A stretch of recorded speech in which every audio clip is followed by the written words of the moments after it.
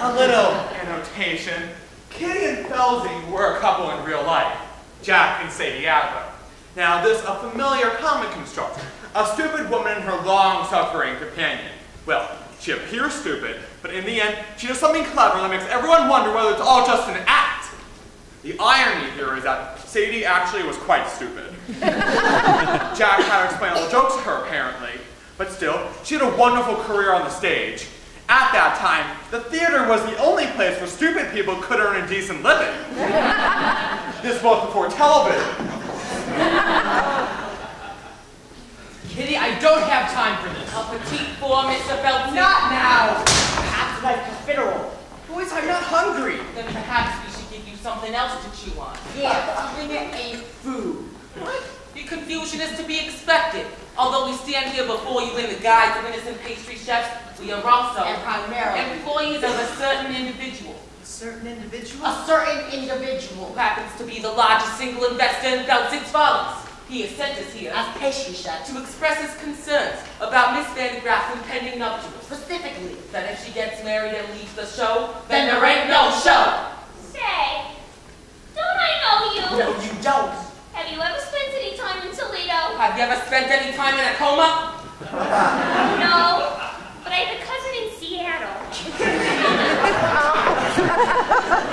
You can tell your boss this wedding's never going to happen. You have my word. Oh, we'll take your word all right. But to go back on that word would be a recipe for disaster.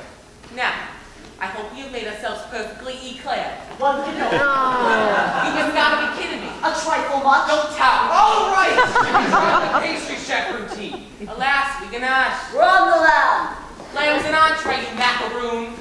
The gangsters were played by interchangeable vaudeville duo the Tall brothers, John and Peter Tall. They were born abroad in Mendel Mosloskovich, but were renamed at Ellis Island by a sarcastic immigration official. They were an early example of the typical Broadway gangster, full of wordplay and stylized movements, not very intimidating. Unless you find dancers intimidating, which I do, but for reasons that would not be appropriate to the situation. We'll leave the matter in your hands, Mr. Feltzig, but for now, feel free to browse the dessert carousel. Try the Toledo's pride. It's to die for.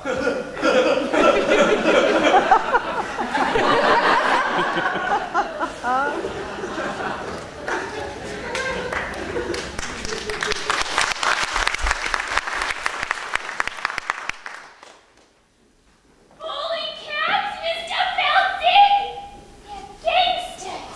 Very perceptive. Go powder your face.